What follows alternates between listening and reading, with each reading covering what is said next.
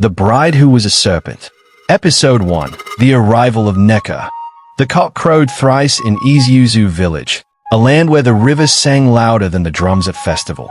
Children ran barefoot across red earth, chasing laughter, while mothers returned from the stream with water pots glistening in the morning sun.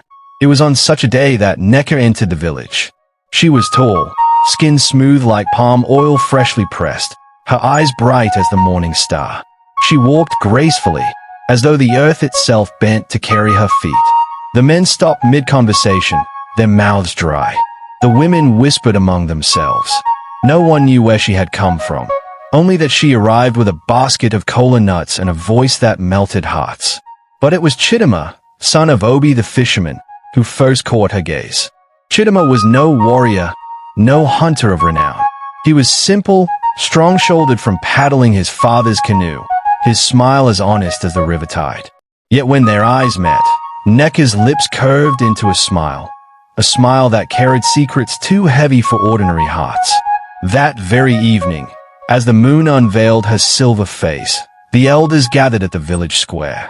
The talking drum echoed, ta-ta-ta, ta-ta, calling all to hear. Neka stepped forward. With a bow, she declared, "I have come in search of a husband, a man who will walk beside me in truth and courage." A murmur rippled through the crowd. Many men boasted of their strength, their farms, their titles. But Neka shook her head. Her gaze never left Chidama. Days turned into weeks, and soon, whispers filled the air that the beautiful stranger and the fisherman's son were betrothed. The village celebrated, though some shook their heads, puzzled why she chose a man of no wealth. On the night of the palm wine carrying, the moon hung low, as if eager to witness.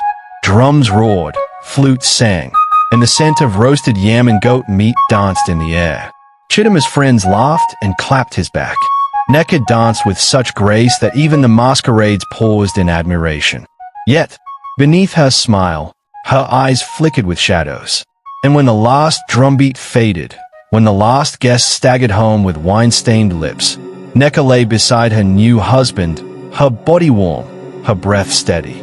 Until midnight, Chidama stirred in his sleep, awakened by a faint hiss. His eyes opened slowly. The mat beside him was empty. A shiver ran down his spine. He rose quietly, the moonlight guiding his steps. Through the doorway, he saw her, his bride, by the riverbank. The water shimmered like liquid glass. Her wrapper had slipped to the ground.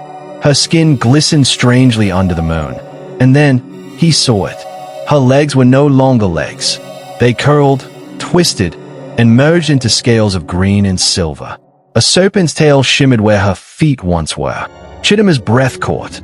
His heart hammered like a festival drum. And as the river breeze carried the hiss into the night, one truth seared into his mind. He had married not a woman, but a serpent.